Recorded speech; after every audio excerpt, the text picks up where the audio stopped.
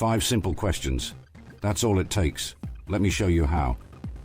In the last 2 videos, I showed you the AI scams stealing billions, the Cambodia WhatsApp groups, the $25 million deepfake, the voice clones, the playbook they use, ping, zing, sting. You've seen how they work. Now I'm going to show you how to stop them, because here's the truth. These scams follow patterns. They have weaknesses. There are questions you can ask that break them every single time. And once you master these 5 questions, once you have the right protocols in place, you become effectively unscammable. This is your protection playbook. Everything you need to never lose money to an AI scam. Let's do this. These 5 questions are your defensive wall. Master them, memorize them, teach them to everyone you care about. Question number 1. Can you verify this through our established channel? This is the most powerful question you can ask, because scammers control one channel. They can't control them all. Your boss calls asking for a wire transfer? I'll confirm through your assistant's number. Your bank calls about suspicious activity? I'll call the number on the back of my card. Family emergency, need bail money. I'll call their regular cell phone to confirm. Here's why this works. Scammers can spoof one phone number, clone one voice, fake one email, but they can't access your boss's assistant. They can't answer when you call the bank's official number. They can't be in 2 places at once. Real example, your grandson calls, sounds exactly like him, needs money. You say, "I'm going to call your mom's cell to confirm." Scammer panics. She doesn't know yet, don't tell her, she'll be so mad. That's the tell. Real emergencies can be verified, fake ones can't. Hang up, call the real number. Your grandson is fine. At school, phone in his locker. Question number 2. What's something only the real you would know? This is your authentication question. And it's brilliant because AI only knows public information. The scammer scraped your Facebook, your Instagram, your LinkedIn. They know your job, your family, your dog's name, your vacation spots, but they don't know the inside joke from last Christmas, the embarrassing thing that happened at your wedding, what you ate at that Chicago meeting last month. Video call appears to be your boss. "Hey, what did we have for lunch at the Chicago conference?" Real boss. "Oh man, that deep dish pizza. We both felt sick after." Deepfake. We had a business lunch? Generic. Vague. Wrong. The more specific, the better. Don't ask things that might be on social media. Ask about shared experiences, inside jokes, conversations only you two had. Question 3. Why is this urgent or secret? Remember from the last video, time pressure is vulnerability number 3. It shuts down your rational thinking, and secrecy prevents you from getting a second opinion. Legitimate opportunities allow due diligence. This investment closes in 24 hours? Red flag. Real emergencies can be verified. Don't tell anyone. Keep it secret. Red flag. Real investment opportunity. Here's the prospectus. Take a week. Consult your advisor. Let me know. Scam investment. Limited spots. 24 hours. Keep it confidential. Exclusive opportunity. Real emergency. Your actual grandson calls. "I'm in trouble. Can you call my mom? I need help." Fake emergency. Voice clone calls. "Don't tell mom and dad. I'm embarrassed. I need money now. Wire it immediately." See the difference?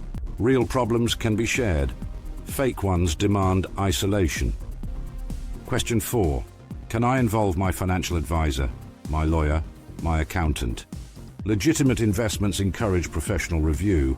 Scammers don't. This sounds interesting. Let me run it by my financial advisor. Legitimate response. Absolutely. Here's all the documentation. Have them call me with questions. Scam response. This is time sensitive. Financial advisors don't understand crypto. You'll miss out. Just trust me. Anytime someone discourages you from consulting a professional, that's your answer. It's a scam. And here's a pro tip.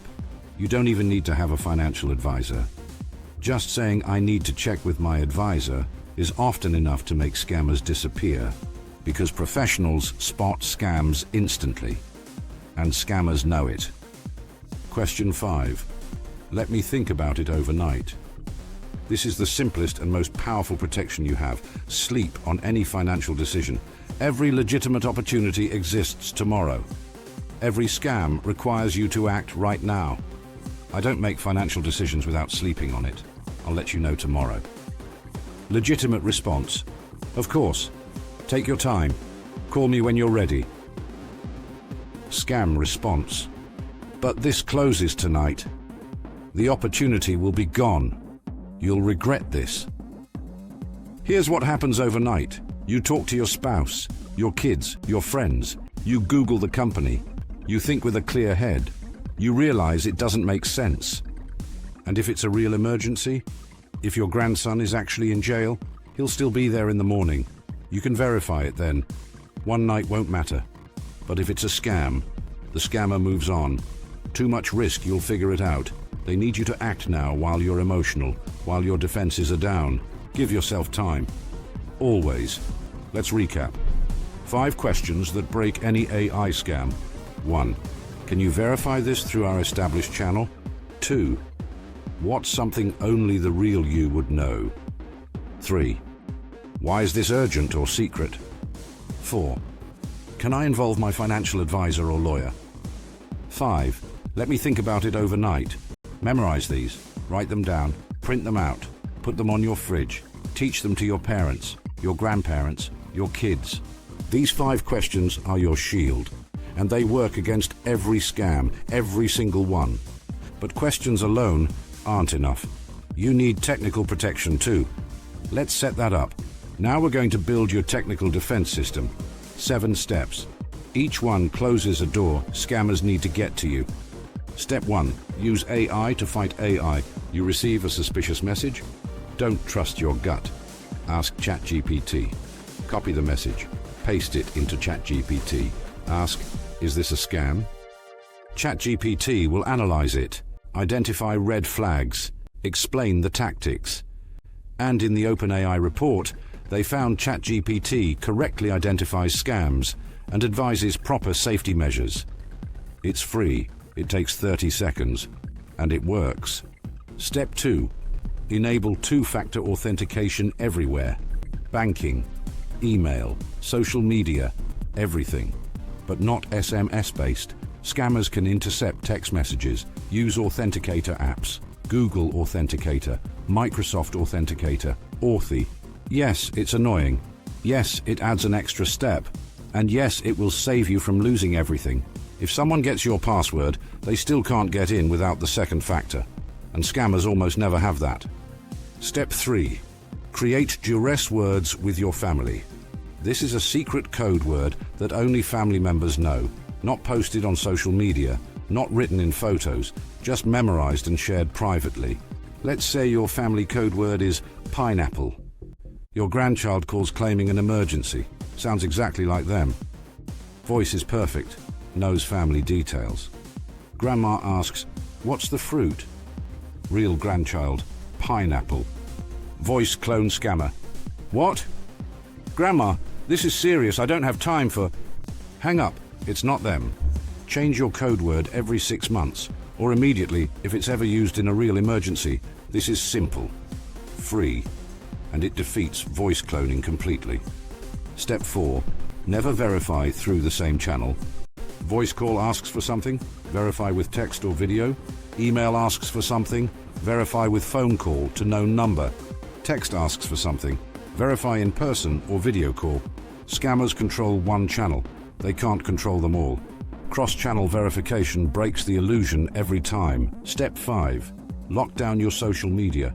Go through your privacy settings right now. Instagram, Facebook, LinkedIn, TikTok, everything. Don't publicly post about your exact location, your daily routine, your financial situation, family relationships, upcoming travel. Every piece of public information is ammunition for scammers. AI scrapes it, weaponizes it, uses it to personalize attacks. The less they know, the less convincing they are. Step 6. Use a separate email for financial accounts. One email address, only for banking, credit cards, investment accounts, nothing else. Different password for each account. Use a password manager, not written down, not reused. If scammers compromise your main email, they still can't access your money. Step 7. Set up fraud alerts everywhere. Your bank, credit cards, credit monitoring services. Set low thresholds. $100 or more, you get notified. Real-time notifications mean you catch fraudulent transactions immediately. Minutes matter. The faster you catch it, the better chance of recovery. Yes, you'll get more notifications. That's the point. Better to be annoyed than to be broke. Okay, you've got the questions. You've got the technical protection. But what if you're already targeted? Or worse, what if you already sent money? Here's exactly what to do. If you receive suspicious contact, do this immediately. Take screenshots or recordings. Note the date, time, phone number. Report to the platform. WhatsApp, email provider, social media. Report to the FTC at reportfraud.ftc.gov. Warn others who might be targeted. Don't engage, don't respond, don't click links, don't provide information, and don't feel embarrassed. These are sophisticated, professional, designed by experts. Smart people fall for them every day. Document and report, that's it. If you already sent money, every second matters. Here's your immediate action plan. First 24 hours, 3 critical actions. 1.